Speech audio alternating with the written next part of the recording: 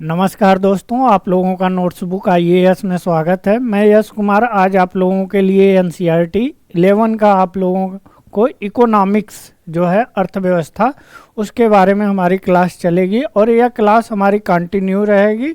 जितने भी आपके चैप्टर हैं एनसीईआरटी कक्षा 6 से लेके 12 तक जो इम्पॉर्टेंट है भारतीय अर्थव्यवस्था अथवा माइक्रो और मैक्रो जितने भी हैं सभी को हम लोग टच करते हुए समझाते हुए आगे बढ़ेंगे। तो आइए हम लोग आज अपनी पहली क्लास शुरुआत करते हुए पहला चैप्टर देखते हैं और यह हमारा जो है क्लास 11 का है। यह आप लोग ध्यान दीजिएगा, 11वीं का चैप्टर 1 है। इसका चैप्टर का नाम है स्वतंत्रता की पूर्व संध्या पर भारतीय अर्थव्यवस्था, यानी स्वतंत्रता की पूर्व संध्या, यानी स्वतंत्रता कब हुआ था आपका 15 अगस्त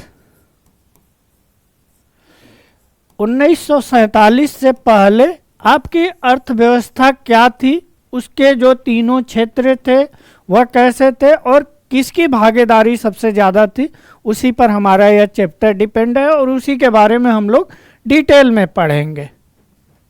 तो आइए हम लोग देखते हैं। औपनिवेशिक शासन काल के अंतर्गत निम्न स्तरीय आर्थिक विकास, इसके बारे में दिया गया। औपनिवेशिक शासन काल जो था, औपनिवेशिक का मतलब होता है कि आपका जो निवेश है वह कहीं ना कहीं औपनिवेशिक मतलब विदेशियों के द्वारा वह कहीं ना कहीं व्यापार अन्य चीज़ें जो हैं वह की जा रही हैं और यहाँ पर जो शासन है वह भी विदेशियों के द्वारा किया जा रहा है। इसी का मतलब होता है औपनिवेशिक शासन, जो विदेश के द्वारा शासन किया जाता है। तो उस समय आपकी निम्न आर्थिक विकास के कारण क्या थे?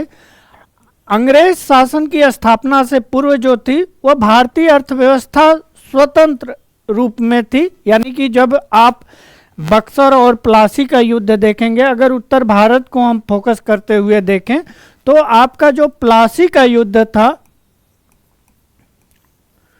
प्लासी का युद्ध यह आपका 1757 में, और जो बक्सर का युद्ध था, बक्सर का युद्ध जो था वह आपका 1764 में।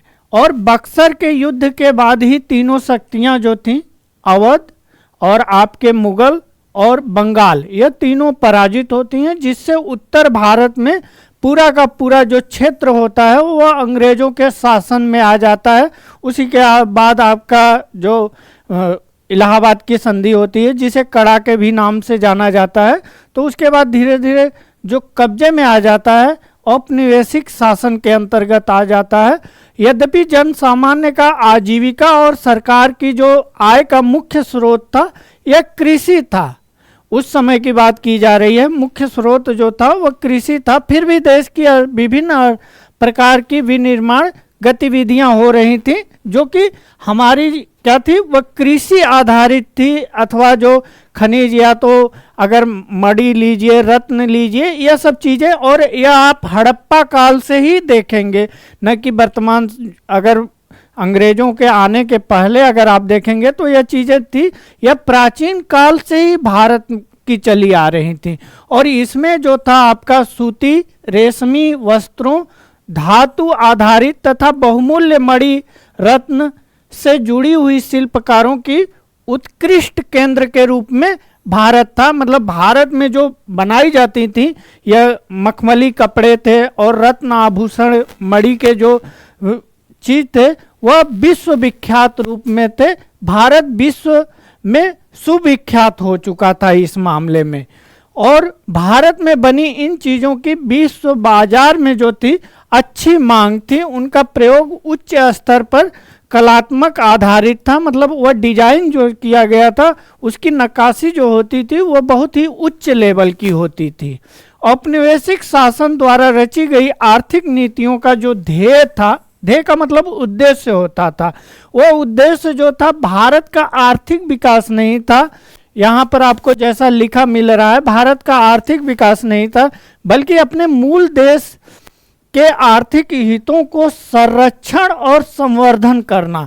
संरक्षण का मतलब कि अगर मान लीजिए इंग्लैंड यहाँ पर एक देश है जो कि अपने यहाँ पर औपनिवेशिक रूप में है, तो वह अपने हितों को किस प्रकार संरक्षित कर रहा है और संवर्धन कैसे उसको बढ़ा रहा है आगे। इन नीतियों ने भारतीय अर्थव्यवस्था के स्वरूप के मूल रूप को बदल डाला था। मतलब जो प्रारंभिक ऐतिहासिक काल से जो चीज़ें चली आ रही थी उसमें धीरे धीरे परिवर्तन देखे जाने लगा। भारत इंग्लैंड से कच्चे माल की आपूर्ति करने तथा वहाँ से बने तैयार माल का आयात करने वाला देश बन गया था। यानी कि भारत एक तरह से कच्चे माल, जब भी आप कोई भी अर्थव्यवस्था में पढ़ेंगे तो वहाँ पर जब भी कोई भी देश है अगर वह कच्चे माल का आपूर्ति कर रहा है तो उसकी हालत कहीं ना कहीं बदतर होगी, और जो जहाँ से वो मैन्युफैक्चरिंग गुड्स बन के आ रही हैं वह कहीं ना कहीं उससे बेहतर स्थिति में होगा। तो इंग्लैंड से कच्चे माल की आपूर्ति करने तथा वहाँ से बने तैयार माल का जो आयात भारत की बाजारों में किया जाता था, यानी भारत के ही प्रोडक्ट को कहीं ना कहीं मैन्युफैक्चर करके फिर भारत में डंप किया जाता था। और यह स्वाभाविक था कि औपनिवेशिक शासकों ने कभी इस देश की राष्ट्रीय अथवा प्रति व्यक्ति आकलन करने का ईमानदारी से कोई प्रयास नहीं किया। अगर वह राष्ट्रीय आय या प्रति व्यक्ति आय का गणना करके बतलाते तो उसमें यह मालूम चलता कि भारत में डिस्पेरिटी कितना है, और सबसे बड़ी चीज़ कि भारत की राष्ट्रीय आय में वृद्धि कितनी हो रही है। जबकि अगर देखा जाए तो वह भारत से जितने भी कच्चे माल थे वह ले जाते थे, वहाँ पर उसका व्यापार वहाँ पर मैन्युफैक्चर करते थे, फिर उसको सप्लाई करते थे, तो भारत का इनकम बहुत ही लो ट्रैप में था। कुछ लोगों की निजी स्तर पर आकलन किए गए और इन अनुमानों की विसंगतियों और आपसी मतभेद थे, क्योंकि यह कोई साइंटिफिक चीज़ें नहीं थी। जो आंकड़े थे वह एक तरह से राज चीज़ों पर उठाए गए थे और यह सैंपल साइज के रूप में होता था। इनमें मतभेद भी था। इन आकलनकर्ताओं में दादा भाई नौरोजी, यह हमेशा यूपीपीसीएस में पूछ देता है कि सबसे पहले राष्ट्रीय आय की गणना कौन किए थे। फिर आपके विलियम डिग्बी हैं, फिंडले सिराज हैं, यह बहुत बड़े अर्थशास्त्री थे। Doctor V.K.R.V. राव और R.C. देसाई यह प्रमुख लोग थे जो कि राष्ट्रीय आय की गणना किए थे। औपनिवेशिक काल के दौरान डॉक्टर राव द्वारा लगाए गए अनुमानों में बहुत महत्वपूर्ण माना जाता था, क्योंकि यह पहला डाटा था जो आपके डॉक्टर V.K.R.V. राव थे। ये पहले ऐसे भारतीय थे जिन्होंने एक साइंटिफिक तरीके से राष्ट्रीय आय की गणना किए थे। फिर भी सभी अध्ययनकर्ताओं के बात से सहमत हैं कि 20वीं शताब्दी के पूर्वार्ध में भारत की जो राष्ट्रीय आय थी उसकी वार्षिक वृद्धि दर, जो समृद्धि दर थी, वह 2% से कम रही, जबकि प्रति व्यक्ति आय में वृद्धि मात्र आपका 0.5% के करीब थी। अगर ग्रोथ की बात की जाए, इकोनॉमिक ग्रोथ की, तो उस समय जो ग्रोथ था वह आपका 2% था, जबकि अगर यही प्रति व्यक्ति ग्रोथ की बात किया जाए तो यह आपका 0.5% यानी कि 0.5% था, जो कि यह एक्चुअल डेटा आपका है। प्रति व्यक्ति आय जो है वह एक्चुअल है, जबकि यह जो होता है यह उतना एक्चुअल नहीं माना जाता है। आइए हम लोग आगे चलते हैं। अब हम लोगों ने सबसे पहले सूती या अन्य चीज़ जो रॉ मटेरियल के उद्योग थे उसके बारे में बात किया, तो हम लोग यह देखेंगे कि भारत में जो मलमल था, मलमल का कपड़ा, आप लोग गाना भी सुने होंगे, तो यह मलमल का जो कपड़ा था यह सूती कपड़ा था और यह इतना विश्वविख्यात था। और इसका जो मूल निर्माण क्षेत्र था यह बंगाल, विशेषकर जो वर्तमान ढाका है, आपका ढाका वाला एरिया है, इसी के आसपास था, जो अब बांग्लादेश की राजधानी है। और ढाका में मलमल के उत्कृष्ट कोटि के सूती वस्त्र जो कि विश्व भर में प्रसिद्ध थे वह बनाए जाते थे। और यह इतना महीन कपड़ा होता था कि विदेशी यात्री जो है इसे शाही मलमल या मलमल खास के रूप में कहते थे। यह भी आपके परीक्षा के लिहाज से महत्वपूर्ण है। इसका आशय यही था कि वे इस कपड़े को शाही परिवारों के उपयोग के योग्य मानते थे। आप जैसा देख रहे हैं कि जो यहाँ पर व्याख्या करने का तात्पर्य है कि भारत में उस समय जो उत्कृष्टता थी, अगर सूती कपड़ों की बात की जाए या अन्य बात किया जाए, तो बहुत उच्च लेवल की थी। अगर आप देखेंगे औरंगजेब का अकबर का शासन या औरंगजेब के शासन या सम्राट अशोक के शासनकाल में विश्व में लगभग 25% आपका जो भारत का निर्यात होता था, या आपके विश्व का टोटल व्यापार का 25% लगभग जो है वह भारत के द्वारा निर्यात किया जाता था, जबकि वर्तमान समय में 1.9% ही विश्व में जो भी निर्यात किया जाता है टोटल निर्यात का, वह 1.9% के आसपास है। तो सोच लीजिए उस समय कितनी उत्कृष्ट अर्थव्यवस्था थी। और मेनली यह अर्थव्यवस्था जो थी वह प्राइमरी सेक्टर पर आधारित थी। प्राइमरी सेक्टर का मतलब यहाँ पर है कृषि से रिलेटेड जो भी उद्योग थे वह कृषि आबलिक कहा जाए तो जो एक तरह से खनन या तो जो आपके बहुमूल्य हीरे जवाहरात होते थे उनसे बने होते थे। आइए हम लोग आगे चलते हैं। अब हम लोग बात करते हैं कृषि क्षेत्र, क्योंकि आप लोग जैसा जानते हैं विश्व में औद्योगिक क्रांति जो आई थी वह सबसे पहले इंग्लैंड में आई थी। इंग्लैंड में औद्योगिक क्रांति आने से पहले जो एक सबसे महत्वपूर्ण घटना घटी थी कि वहाँ पर कृषि क्रांति आई थी। कृषि क्रांति के बाद औद्योगिक क्रांति आई, और भारत के लिहाज से हम लोग देखेंगे कि भारत में क्या कृषि में क्रांति आई या कृषि क्रांति के बाद हमारा जो इंडस्ट्री डेवलप हुआ वह हुआ कैसे हुआ, उसके बारे में हम लोग उस समय का देखेंगे। तो औपनिवेशिक ब्रिटिश औपनिवेशिक शासन के अंतर्गत भारत जो था वह मूलतः कृषि आधारित अर्थव्यवस्था था, और यहाँ पर 85% जो जनसंख्या थी वह गांव में निवास करती थी, जबकि अगर 2011 के जनगणना के हिसाब से आप देखेंगे तो लगभग आपके 69% आपकी जनसंख्या जो है यह ग्रामीण क्षेत्रों में निवास करती है, गांव में बसती थी, और प्रत्यक्ष या परोक्ष रूप से यह कृषि के माध्यमों पर इनकी अपनी रोजी रोटी के लिए निर्भरता था। यानी कि उस समय यह आजीविका के रूप में कृषि पर डिपेंड थे। अगर 85% जनसंख्या की बात की जाए तो एक बड़ी जनसंख्या व्यवसाय होने के बाद भी कृषि क्षेत्रों में गतिहीन विकास की प्रक्रिया चलती रही। इसका मतलब यह है कि उस समय जो आजीविका के रूप में देखा गया और इसमें जो लगे हुए लोग थे उसके चलते जो कृषि क्षेत्र का विकास था वह एक गतिहीन, मतलब कि उसका न कोई डायमेंशन था न ही कुछ, और उस अवस्था में विकास की प्रक्रिया चलती रही। यही नहीं, अनेक अवसरों में उसमें अप्रत्याशित हास्य या गिरावट देखा गया। अप्रत्याशित का मतलब एक बैग, अगर आप मान लीजिए बारिश न हो और उसके साथ ही साथ सूखा पड़े या अन्य चीज़ें हो तो एक बैग उसमें प्रोडक्शन में, कृषि के प्रोडक्शन में डाउनफॉल की स्थिति देखी गई, उसके उत्पादन में एक बैग गिरावट हुई।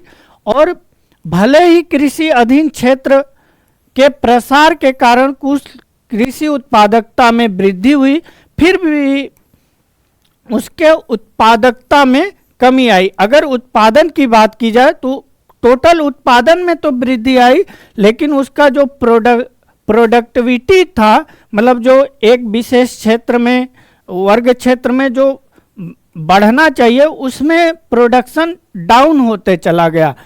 आज के समस्त पूर्वी भारत जो बंगाल प्रेसिडेंटी कहा जाता था, वहाँ लागू जमींदारी व्यवस्था में कृषि कार्यों के होने वाले समस्त लाभों को जमींदारी हड़प जाते थे। जमींदार जो होते थे उस जो प्रोडक्शन होता था उसको हड़प जाते थे, और जो आपके किसान थे या काश्तकार थे उनके पास कुछ नहीं बच पाता था, जिससे उनकी हालत पहले से और बदतर होती चली जा रही थी।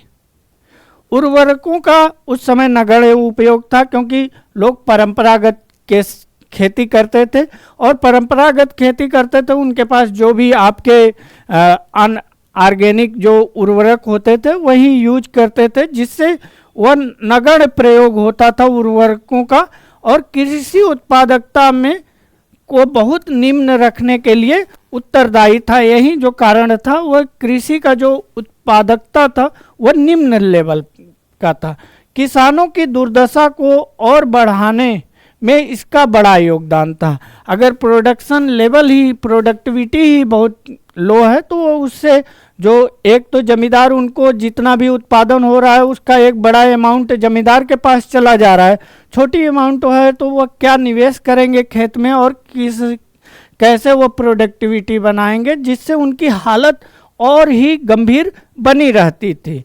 देश के कुछ क्षेत्रों में कृषि व्यवसायीकरण के कारण नगदी फसलें का मतलब जिसको आप बेच सके मार्केट में, और जो कि आपके जैसे पटसन है या चाय है, अन्य चीज़ें जितनी आती हैं, यह आपकी नगदी फसलें या कॉमर्शियल फसल के रूप में कहा जाता है।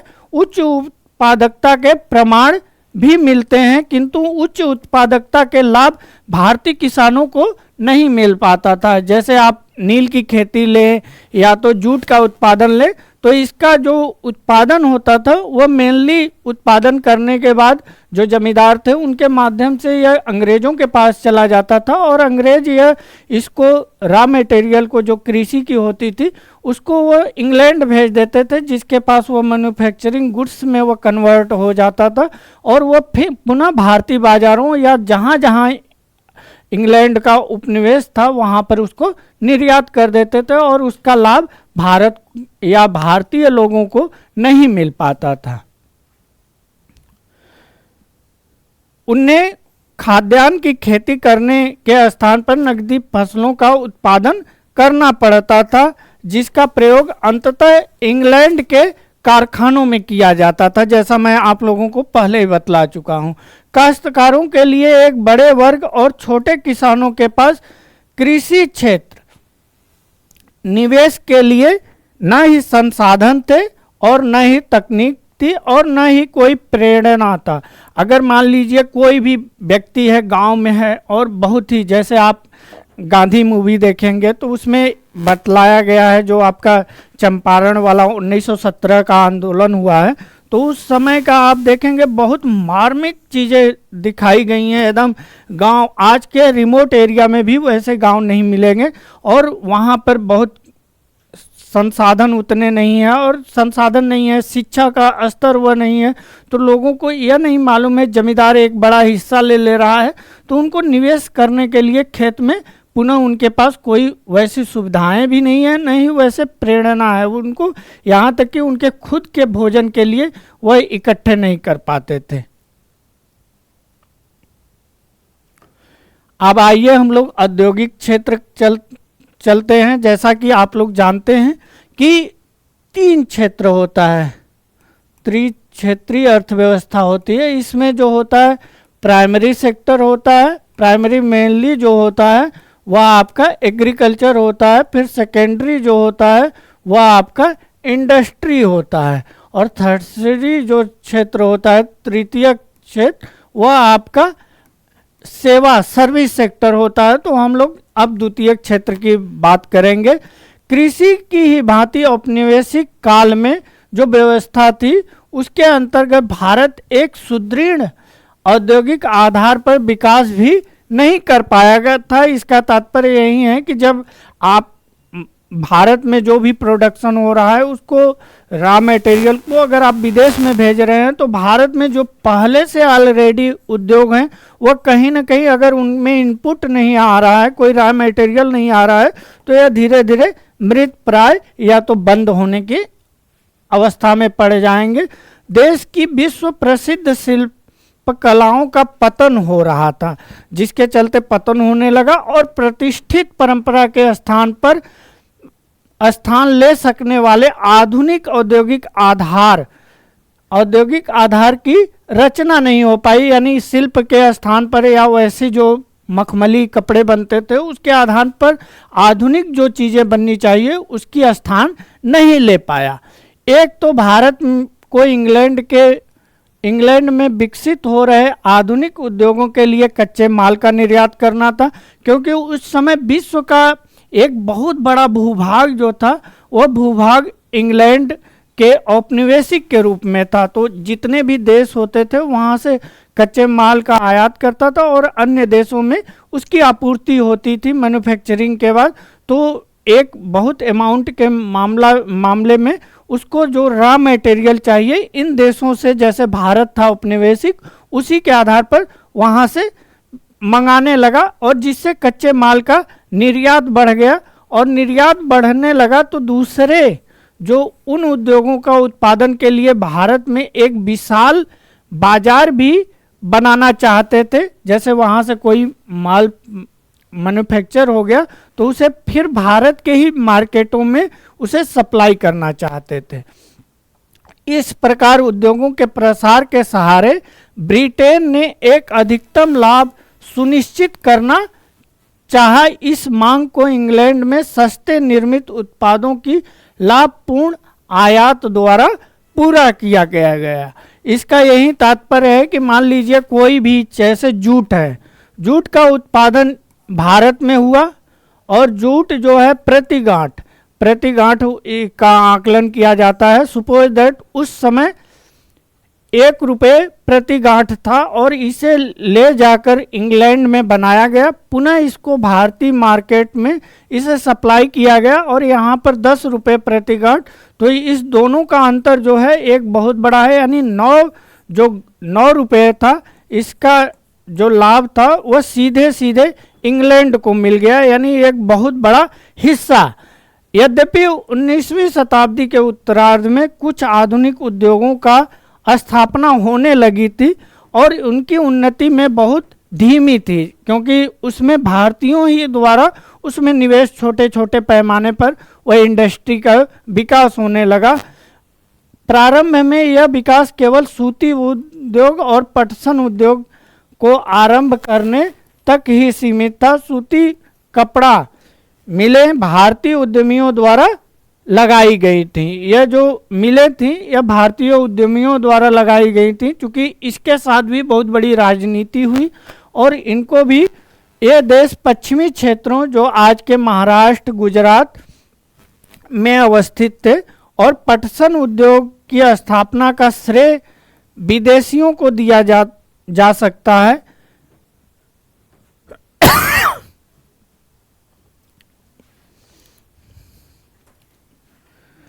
पटसन जो उद्योग था इसकी स्थापना का श्रेय जो था वह विदेशियों को दिया जाता है। और यह जो क्षेत्र था जो पश्चिमी भारत है, पश्चिमी भारत का मतलब वर्तमान समय में जो गुजरात है या महाराष्ट्र वाला जो एरिया है, यही एरिया तक यह सीमित था। यह उद्योग केवल बंगाल प्रांत तक ही सीमित रहा। 20वीं शताब्दी के आरंभिक वर्षों में लोहा और इस्पात उद्योग का विकास प्रारंभ हुआ। 20वीं शताब्दी का मतलब 1900 के आसपास जो विकास हुआ, जैसे टाटा आयरन स्टील कंपनी जिसको आपका टिस्को कहा जाता है, इसकी स्थापना 1907 में की गई थी। और इसके पीछे भी एक बहुत महत्वपूर्ण रोचक कहानी है, कभी हम आपके साथ इस पर डिस्कशन करेंगे। औद्योगिक क्षेत्र में आगे हम पॉइंट देख लेते हैं। भारत में भावी औद्योगिकरण को प्रोत्साहन हेतु पूंजीगत उद्योगों का जो प्रायः अभाव ही बना रहा है, यानी जो कैपिटल इंडस्ट्री थे उनका एकदम अभाव था। और पूंजीगत उद्योगों में वे उद्योग होते थे जो तत्कालीन उपभोग में काम आने वाली वस्तुओं का उत्पादन करने के लिए मशीनों कलपुर्जों का निर्माण करते थे। जैसे कैपिटल गुड्स वह गुड्स होती हैं जिसके द्वारा जो चीज़ें आप उपभोग करते हैं, जैसे कपड़ा बनाने वाली मशीन हो गई या तो सपोज दैट टीवी बनाने वाली मशीन हो गई। चूँकि उस समय टीवी का समय नहीं था, तो अगर आप देखें तो जो भी बड़े बड़े इंडस्ट्री कैपिटल गुड्स होते थे जिनके द्वारा आप चीज़ें उपभोग करते हैं, जो प्रोडक्शन मैन्युफैक्चर करती हैं, उन्हीं को आपका कैपिटल गुड्स या कैपिटल इंडस्ट्री के रूप में इसे परिभाषित किया जाता है। यंत्र तंत्र कुछ कारखानों की स्थापना जो हुई थी देश के पारंपरिक शिल्प कला आधारित निर्माणशालाओं के पतन के भरपाई में नहीं हो पाई। यानी कि इसका तात्पर्य है कि जैसे आपके शिल्प कला का जैसे जैसे विनाश होता गया, मतलब उसको ह्रास होता गया, वैसे वैसे उस जो मैन्युफैक्चरिंग इंडस्ट्री थी उनकी स्थापना नहीं हो पाई। यही नहीं, और नव जो औद्योगिकरण की समृद्धि दर बहुत ही धीमी थी। इसमें जो ग्रोथ देखा गया वह ग्रोथ बहुत ही धीमे तरीके से हुआ, बहुत ही धीमे तरीके से हुआ, और सकल घरेलू जो देसी उत्पाद या सकल वर्धित मूल्य था, इसमें इनका जो योगदान था, इनका बहुत कम योगदान था।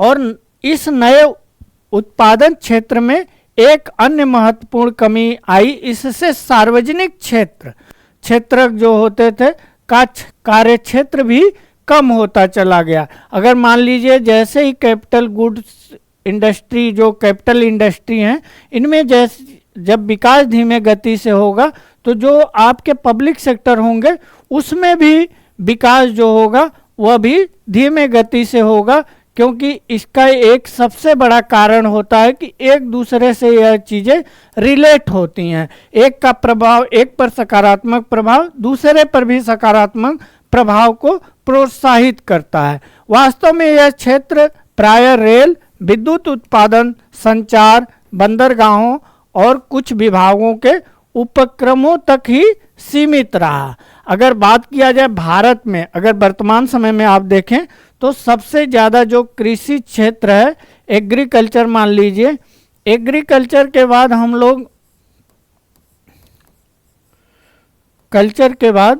लोग सीधे अगर सर्विस सेक्टर में पहुँचे तो इसमें कहीं ना कहीं हमारी जो अर्थव्यवस्था थी औपनिवेशिक काल, इसका भी एक बहुत महत्वपूर्ण कारण है।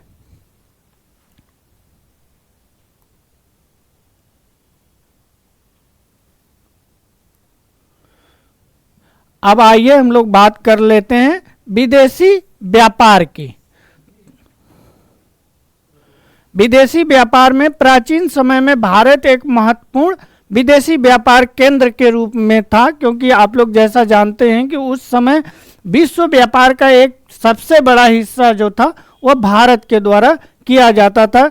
किंतु औपनिवेशिक शासन काल में अपनाई गई जो वस्तु उत्पादन, व्यापार और सीमा शुल्क प्रतिबंधकारी नीतियों, यानी कि जो औपनिवेशिक काल था इसमें तमाम तरह के बैरियर लगाए जाते थे। किसके द्वारा? ब्रिटिश सरकार के द्वारा। यहाँ पर औपनिवेशिक सरकार का मतलब है ब्रिटिश शासन द्वारा, जिससे भारत की जो इंडस्ट्री है, जो एक्सपोर्ट है, वह कहीं ना कहीं हतोत्साहित हो। जैसे वस्तु उत्पादन पर इतने प्रकार के टैक्स लगाए जाते थे, इतने तरह की बैरियर या इनको रॉ मटेरियल की सप्लाई में दिक्कत किया जाता था कि इनका जो वस्तु उत्पादन था वह उतनी तेजी में नहीं आगे बढ़ सका जैसे कि पूर्व में बढ़ा था। वहीं अगर व्यापार, जब उत्पादन ही सही ढंग से नहीं होगा तो व्यापार क्या करेंगे आप? जब व्यापार नहीं होगा और साथ में आप सीमा शुल्क और उस पर इम्पोज कर देंगे तो इंडस्ट्री और हतोत्साहित हो जाएगी। भारत के विदेशी व्यापार की संरचना, स्वरूप और आकार पर बहुत प्रतिकूल यानी निगेटिव प्रभाव पड़ा। यह सब चीजें एकदम व्यापार जो है वह डाउन होने लगा। परिणाम स्वरूप भारत कच्चे उत्पाद जैसे रेशम, कपास, ऊन, चीनी, नील, पटसन आदि के निर्यातक ही होकर रह गया। यानी कि आपके कहने का मतलब यह, यहाँ पर कहने का तात्पर्य यह है कि जो भी एग्रीकल्चर गुड्स था, इस गुड्स का आपका सिर्फ भारत उत्पादक और निर्यातक के रूप में ही पहचाने जाने लगा। यह कहीं ना कहीं इसका मैन्युफैक्चरिंग नहीं कर पाया, क्योंकि इसका जो आपका कच्चे माल बनने के बाद इसका निर्यात जो है वह निर्यात इंग्लैंड कर दिया जाता था। साथ ही सूती, रेशम और ऊनी वस्त्रों जैसी अंतिम उपभोक्ता वस्तुओं और इंग्लैंड के कारखानों में बनी हल्की मशीनों आदि का आयात भी हो गया था और व्यावसायिक रूप से इंग्लैंड भारत के आयात निर्यात पर अपना एकाधिकार जमाए रखा है। एकाधिकार का यहाँ पर तात्पर्य है कि एकाधिकार 3 तरह के अधिकार होते हैं। एक आपका है एकाधिकार और द्विअधिकार, और आपका तीसरा जो होता है एक तरह से कहा जाए तो यह कम्पिटेटिव मार्केट जैसे वर्तमान समय में है, प्रतियोगी। तो उस समय एकाधिकार का तात्पर्य पूरा का पूरा जो व्यापार पर अधिकार था वह इंग्लैंड का ही था। इंग्लैंड अपने अनुसार उसे कीमतें बढ़ा घटा अथवा उस पर कई तरह के बैरियर लगा सकता था। भारत का आधे से अधिक व्यापार केवल इंग्लैंड तक ही सीमित रहा। कुछ क्षेत्र जैसे चीन, श्रीलंका और ईरान से भी होने दिया जाता था। स्वेज नहर व्यापार मार्ग खुलने, जैसे स्वेज नहर जब ओपन हुआ तो उसका लाभ भारत को मिलना चाहिए, लेकिन इस पर जो नियंत्रण था यह अंग्रेजों का हो गया और सख्ती हो गई, जिससे इसका और निगेटिव इम्पैक्ट भारत पर पड़ा। विदेशी शासन के अंतर्गत भारतीय आयात निर्यात का सबसे बड़ी विशेषता यह थी कि निर्यात अधिशेष का आकार बहुत बड़ा था, किंतु इस अधिशेष का भारतीय अर्थव्यवस्था पर को बहुत भारी लागत चुकानी पड़ी थी। देश के आंतरिक बाजारों में जैसे अनाज, कपड़ा और मिट्टी के तेल जैसी अनेक आवश्यक वस्तुओं का मुश्किल से उपलब्धता हो पाती थी, यानी कि यह सब चीज़ें भी काफ़ी कम मात्रा में इसका सप्लाई हो पाता था। यही नहीं, इस निर्यात के अधिशेष से देश में सोने और चांदी के प्रवाह पर भी कोई प्रभाव नहीं पड़ा। वास्तव में इसका प्रयोग जो था वह अंग्रेजों की भारत की शासन करने के लिए गढ़ी गई व्यवस्था का खर्च उठाने में ही होता था, यानी भारत में जो शासन किया जाता था उसी के शासन करने में ही इसका सबसे ज़्यादा जो खर्च था वह इसी पर ही इन्वेस्ट किया जाता था। अंग्रेजी सरकार के युद्धों पर व्यय और अदृश्य मदों के आयात पर व्यय भारत के संपदा का दोहन था। जैसे इंग्लैंड हमेशा युद्ध में लगा रहता था और उसका जो है कि कास्ट जो चुनकानी होती थी वह भारत के जो संपदा थी, भारत के द्वारा जो अर्जित जो पूंजी थी उसी को पूंजी को देते हुए यह चुकानी पड़ती थी। अब हम लोग बात करेंगे जनसांख्यिकी परिस्थिति के बारे में। जनसांख्यिकी का तात्पर्य होता है कि एक विशेष क्षेत्र में मानव जाति की कितनी जनसंख्या है। अगर डेंसिटी की बात करेंगे तो 1 स्क्वायर किलोमीटर में कितने लोग रहते हैं उसी को आपका डेंसिटी कहा जाता है। ब्रिटिश शासन में जनसंख्या का विस्तृत ब्यौरा जो था वह सबसे पहले 1881 के जनगणना के तहत आया था। जैसा कि आप लोग जानते हैं 1881 में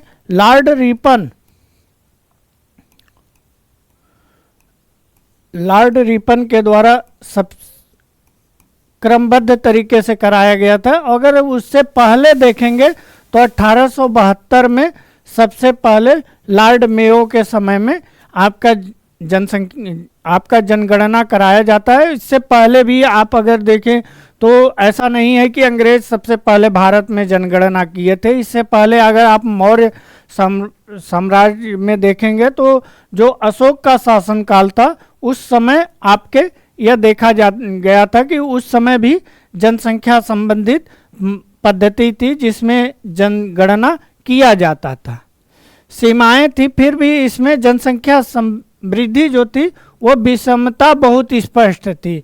बाद में प्रत्येक 10 वर्ष पर जनगणना होने लगी। अगर 1921 की संख्या के पूर्व भारत में जनसांख्यिकी संक्रमण का प्रथम सोपान देखा गया। इस समय सबसे ज़्यादा जनसंख्या में उतार चढ़ाव देखी गई थी और द्वितीय सोपान का जो आरंभ हुआ था वह आपका 1921 के बाद माना जाता है। किंतु उस समय न तो भारत की जनसंख्या बहुत विशाल थी और न ही उसकी समृद्धि दर बहुत अधिक थी। सामाजिक विकास की विभिन्न सूचक भी उत्साहवर्धक नहीं थे, जैसे सामाजिक में शिक्षा, स्वास्थ्य या अन्य चीज़ें बहुत ही उत्साहवर्धक वृद्धि नहीं देखी गई थी। कुल मिलाकर अगर साक्षरता की बात की जाए तो साक्षरता उस समय जो थी वह मात्र आपका 16% थी। इसमें जो महिला साक्षरता है वह आपका नगण्य के समान था, यानी टोटल के टोटल आपके 99% के आसपास अगर लीजिए तो आपके पुरुष ही साक्षर थे। इसमें महिला साक्षरता नगण्य थी और केवल 7% आंकी गई थी। जन स्वास्थ्य सेवाएं तो लगभग अधिकांश लोगों को सुलभ नहीं हो पाती थी। इसी के कारण जो था, जो चीज़ें महामारी या अन्य चीज़ें थी, यह सबसे ज़्यादा इस समय देखी गई थी। जहाँ ये सुविधाएं उपलब्ध थीं वहाँ भी नितांत अपर्याप्त थी। परिणाम स्वरूप जलवायु के सहारे फैलने वाले जो संक्रमण रोग हैं इनका प्रकोप बहुत ज़्यादा था। जैसे उस समय जो हैजा या अन्य बीमारियां थी वह बहुत ज़्यादा फैलती थी और उनसे जन हानि बहुत ही अधिक मात्रा में होता था। गांव के गांव पूरे के पूरे नष्ट हो जाते थे और यह एक आम बात थी, मतलब सामान्य बात थी।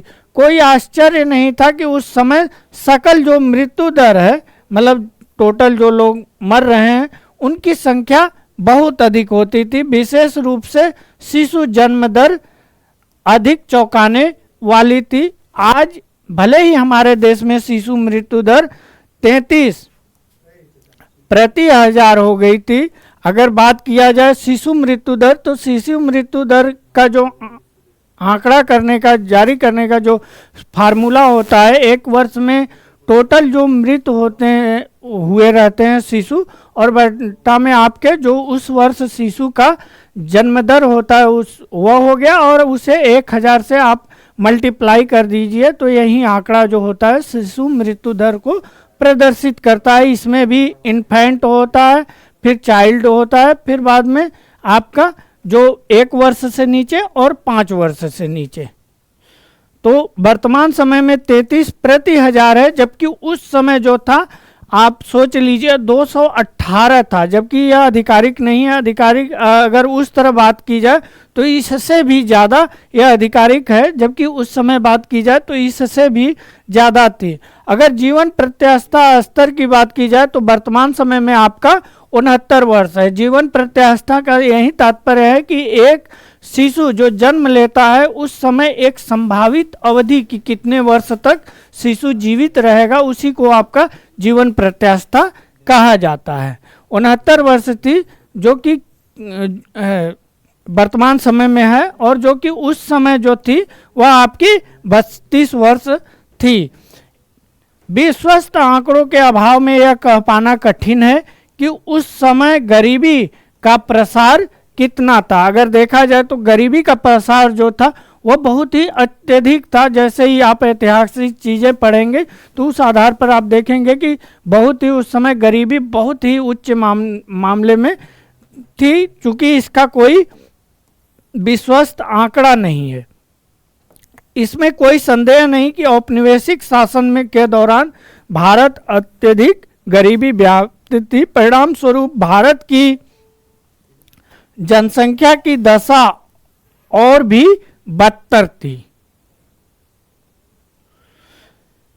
व्यावसायिक संरचना की बात की जाए तो व्यावसायिक औपनिवेशिक शासन काल में विभिन्न औद्योगिक क्षेत्रों में लगे कार्यशील श्रम बल, अगर कार्यशील श्रम बल की बात की जाए तो 15 वर्ष से आपके 65 वर्ष की जो अवस्था होती है, इसी को कार्यशील माना जाता है। चूँकि अंग्रेजों के समय अलग अलग नियम कानून होते थे, उस समय फैक्ट्री और कंपनी अधिनियम देखेंगे तो 7 वर्ष से नीचे, 7 वर्ष से ऊपर, फिर 14 वर्ष से नीचे ऐसे भी बच्चों को काम में लगाया जाता था। तो अगर वर्तमान समय में देखेंगे तो 15 वर्ष से 65 वर्ष कार्यशील श्रमिकों की अनुपातिक विभाजन में कोई परिवर्तन नहीं आया। उस समय भी आपका कृषि जो व्यवसाय था वह सबसे बड़ा व्यवसाय था। इसमें जो जनसंख्या थी यह आपकी 70 से 75% जनसंख्या इसमें लगी थी। अगर विनिर्माण क्षेत्र मैन्युफैक्चरिंग यानी कि जो द्वितीयक क्षेत्र है उसकी बात की जाए, साथ ही साथ तृतीयक क्षेत्र यानी सेवा क्षेत्र की बात की जाए तो इसमें 10% और 15 से 20% जन समुदाय जो था वह आपका सेवा क्षेत्र जन को रोजगार मिल पाता था। क्षेत्रीय विषमताओं में वृद्धि एक बड़ी विलक्षण थी। क्षेत्रीय विषमताएं मतलब मान लीजिए भारत का एक क्षेत्र जो है वह आपका सबसे ज़्यादा डेवलप है, जबकि दूसरा क्षेत्र वही है जो उससे जो क्षेत्र है वह पर कैपिटा इनकम में भी और वहाँ के डेवलपमेंट में भी, अन्य इंफ्रास्ट्रक्चर में भी वहाँ का विकास नहीं हुआ है। जैसे आज भी आपको देखने को मिलेगा, गोवा देख लीजिए, वहीं आप बिहार देख लीजिए या यूपी के पूर्वोत्तर के एरिया देख लीजिए, पूर्वांचल के, तो यह चीज़ें आपको प्रत्यक्ष दिखाई देंगी। उस समय मद्रास प्रेसिडेंटी जो आज के तमिलनाडु, आंध्र प्रदेश, कर्नाटक और केरल के प्रांतों के क्षेत्र थे और साथ ही साथ मुंबई और बंगाल के कुछ क्षेत्रों में कार्यबल जो थी वह कृषि क्षेत्र पर निर्भरता में कमी आ रही थी, क्योंकि ये लोग कहीं ना कहीं आपके इंडस्ट्री के तरफ मूव कर रहे थे। इन क्षेत्रों का जो है विकास हो रहा था। विनिर्माण और सेवा क्षेत्रों के महत्व के तदुपरांत बढ़ रहा था। मतलब ये लोगों कहीं ना कहीं इंडस्ट्री के तरफ और सर्विस सेक्टर की तरफ मूव कर रहे थे। किंतु उसी अवधि में पंजाब, राजस्थान और उड़ीसा के क्षेत्रों में कृषि में लगे श्रमिकों की अनुपात में वृद्धि आंकी गई थी। इन क्षेत्रों में लोग कृषि पर ही निर्भरता बनाए रखे थे।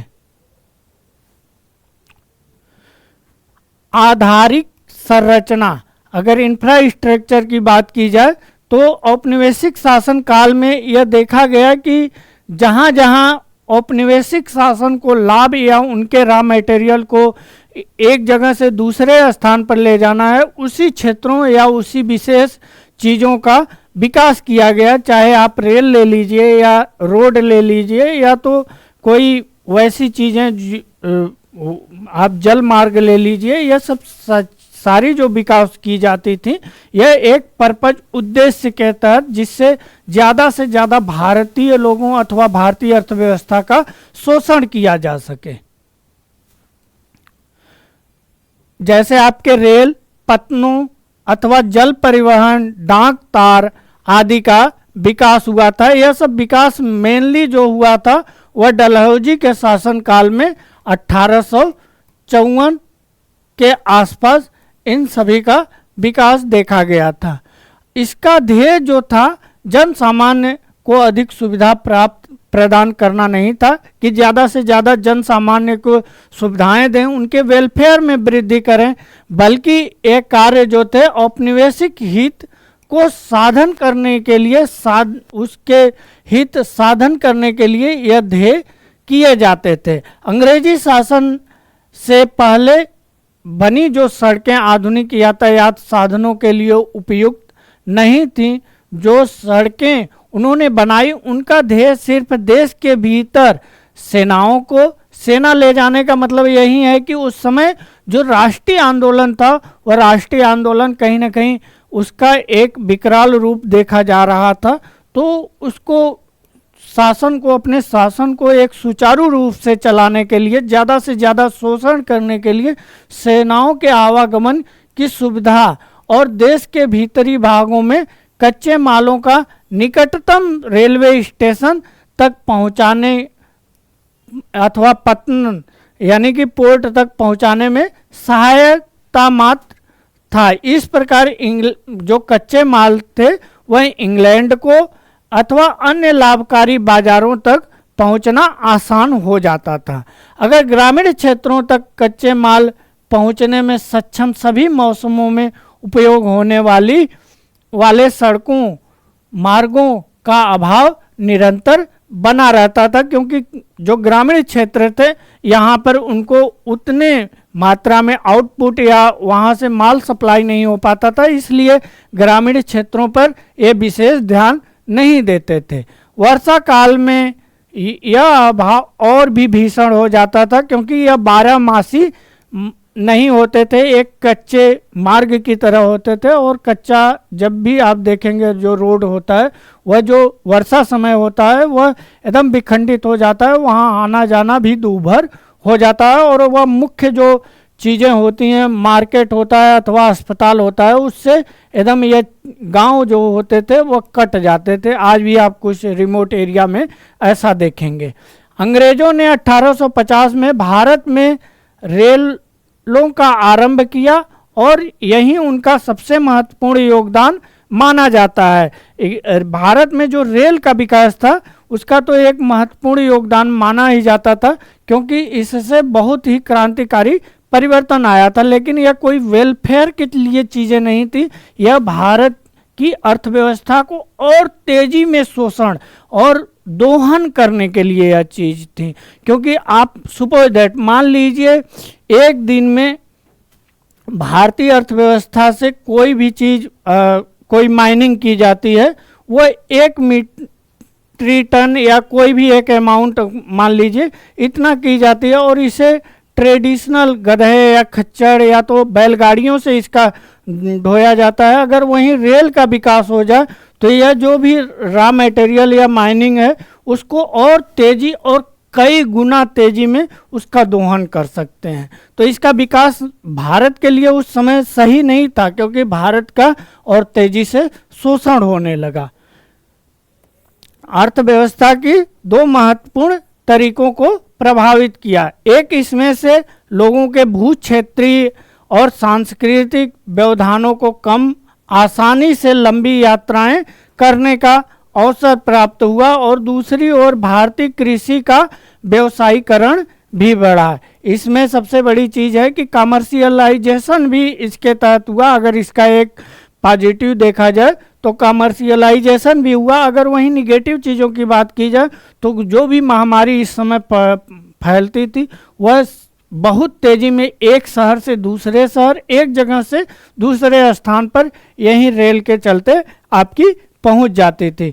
किंतु इस व्यवसायीकरण का भारतीय ग्रामीण अर्थव्यवस्था के आत्मनिर्भरता के स्वरूप में विपरीत प्रभाव पड़ा, क्योंकि जो भी लाभ होता था वो कहीं ना कहीं वापस इंग्लैंड के पास ही चला जाता था।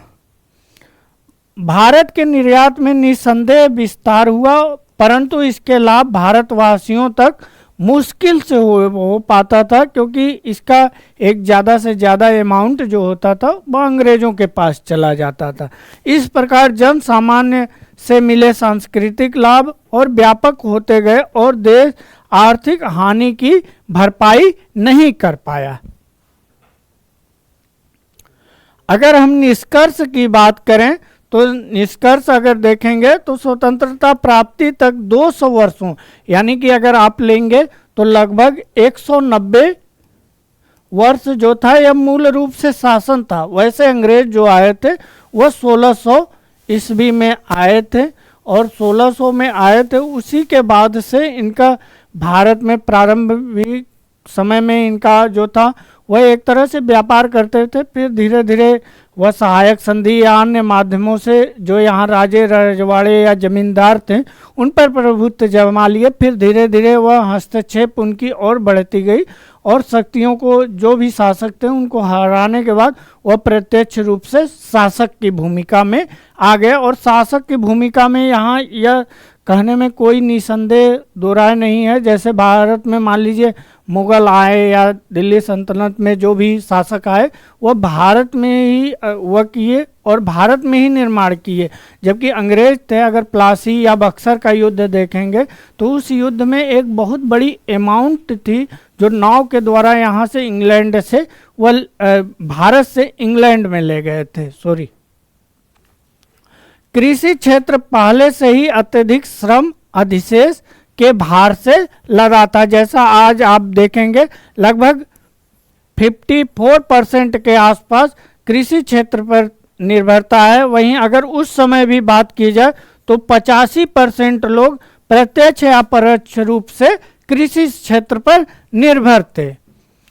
औद्योगिक क्षेत्र भी आधुनिकीकरण, विविधता और क्षमता संवर्धन और सार्वजनिक निवेश में वृद्धि की मांग कर रहा था। विदेशी व्यापार तो केवल इंग्लैंड के औद्योगिक क्रांति तक ही पोषित कर रहा था। पोषित का मतलब है कि जो इंग्लैंड में औद्योगिक क्रांति हुई थी, जो वहाँ पर डिमांड रॉ मटेरियल का होता था, उसका भारतीय अर्थव्यवस्था द्वारा ही उसकी पूर्ति की जाती थी। प्रसिद्ध रेलवे नेटवर्क सहित सभी आधारित और जो संरचनाओं का उन्नयन, प्रसार अथवा जनोन्मुखी विकास आवश्यकता थी।